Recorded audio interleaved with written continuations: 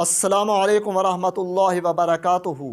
آج میں آپ کو عید کی نماز ادا کرنے کا طریقہ بتانے جا رہا ہوں، کیونکہ کل عید ہے، آج 30واں روزہ ہے، اور کل ہم بھی میں عید پڑھوں گا اور آپ میں سے شاید کوئی پڑھائیں، لیکن پڑھیں گے تو سب انشاءاللہ۔ تو یہ طریقہ توجہ سے سن لیں، کیونکہ میرا مشاہدہ ہے کہ لوگوں کو طریقہ عید کا عام طور پر نہیں آتا، اسی وجہ سے وہ عید کی نماز کے دوران پریشان ہوتے ہیں اور بعض اوقات غلطی کر جاتے ہیں۔ یہاں ایک بات واضح کر دوں کہ عید الفطر ہو یا عید الاضحیٰ ہو، دونوں کی نماز ادا کرنے کا طریقہ بالکل ایک جیسا ہے، البتہ خطبے میں تھوڑا بہت فرق ہے، لیکن خطبہ کیونکہ صرف امام نے پڑھنا ہوتا ہے، باقی حضرات نے توجہ سے سننا ہوتا ہے، لہٰذا میں طریقہ بتانے جا رہا ہوں۔ سب سے پہلے عید کی نماز کی نیت کریں گے۔ یاد رہے، عید الفطر ہو یا عید الاضحیٰ ہو، یہ دونوں نمازیں واجب ہیں۔ نیت دل کے ارادے کا نام ہوتا ہے، پھر بھی اگر آپ زبان سے کر لیں تو اس میں کوئی حرج نہیں۔ میں نیت آخر میں بتا دوں گا تاکہ پہلے اہم باتیں ہو جائیں۔ امام اور مقتدی دونوں نیت کریں گے، پھر امام کے پیچھے اللہ اکبر کہہ کر ہاتھ باندھ لیں گے۔ یہ پہلی رکعت شروع ہو رہی ہے۔ پہلی اور دوسری رکعت کے طریقہ کار میں تھوڑا سا فرق ہے، اسی لیے توجہ سے سنیے گا۔ پہلی رکعت میں اس طرح ہاتھ باندھنے کے بعد امام اور مقتدی دونوں سبحانک اللہم وبحمدک وتبارک اسمک وتعالی جدک ولا الہ غیرک، یہ پڑھیں گے۔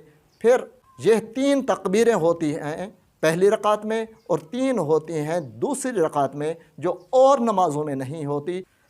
اب امام تکبیریں شروع کرے گا سبحانک اللہم کے بعد، اس طرح اللہ اکبر کرے گا اور ہاتھ چھوڑ دے گا۔ مقتدی بھی ہاتھ اٹھائیں گے، اللہ اکبر کریں گے اور ہاتھ چھوڑ دیں گے۔ پہلی تکبیر، پھر دوسری تکبیر کے بعد بھی ہاتھ چھوڑ دیں گے، پھر تیسری تکبیر کے بعد امام اور مقتدی دونوں ہاتھ باندھ لیں گے۔ اب امام اعوذ باللہ بسم اللہ الحمد شریف اور کوئی سورت پڑھے گا اور اس کے بعد رکوع میں اللہ اکبر کہہ کر چلا جائے گا، پھر سجدے میں جائے گا۔ دونوں سجدوں کے درمیان وہ جلسہ ہوتا ہے، وہاں بھی بیٹھے گا، دوسرا سجدہ کرے گا، پھر دوسری رکعت کے لیے کھڑا ہو جائے گا، امام بھی اور مقتدی دونوں۔ یعنی رکوع سے پھر ایک ہی طریقہ، جس طرح عام نماز کا طریقہ ہوتا ہے، ہر رکعت میں رکوع سے، یعنی رکوع سے آگے جو طریقہ ہے وہ عام نماز کی طرح ہے۔ جب دوسری رکعت کے لیے اٹھے گا تو یہاں اٹھتے ہی ہاتھ باندھ لے گا اور سب سے پہلے الحمد شریف اور سورت پڑھے گا، اور اس کے بعد وہ جو 3 تکبیریں اضافی ہوتی ہیں وہ پڑھے گا۔ اس کا طریقہ یہ ہے، الحمد شریف اور سورت پڑھنے کے بعد دوسری رکعت میں اللہ اکبر، ہاتھ اٹھائے گا، مقتدی بھی ہاتھ اٹھائیں گے، اور ہاتھ اٹھانے کے بعد یوں ہاتھ باندھنے نہیں بلکہ لٹکا لینے ہیں۔ پھر اسی طرح دوسری تکبیر، پھر اسی طرح تیسری تکبیر۔ چوتھی تکبیر دراصل وہی رکوع والی تکبیر ہوتی ہے، یعنی کہ چوتھی تکبیر کے دوران اللہ اکبر کہتا ہوا امام رکوع میں چلا جائے گا۔ پھر جس طرح عام نماز مکمل کرتے ہیں امام کے پیچھے، اسی طرح یہ دوسری رکعت مکمل ہو جائے گی۔ یہاں 1-2 باتوں کی وضاحت لازمی ہے۔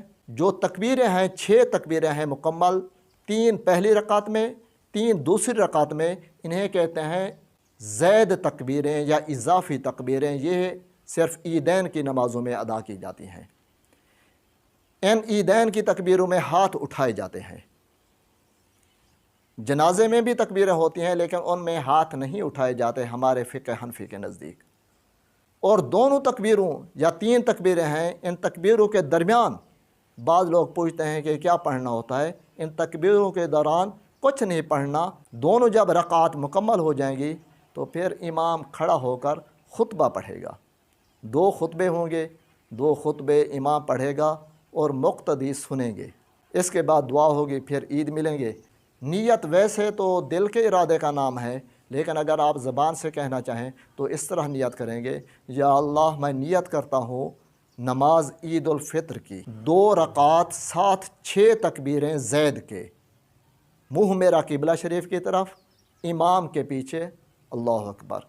امید ہے میری تمام باتیں آپ کو سمجھ آ گئی ہوں گی۔ پھر بھی اگر کوئی بات سمجھ نہ آ جائے تو کمنٹ کیجیے گا، انشاءاللہ آپ کو ضرور جواب ملے گا۔ اور عید کی خوشی میں میرے چینل کو سبسکرائب کر دیں اور بیل کے نشان کو ٹچ کر کے آل پر سلیکٹ کر دیں تاکہ اس طرح کے ویڈیوز آئندہ بھی آپ کو ملتے رہیں۔ اور ہاں، آپ کو ایڈوانس عید مبارک۔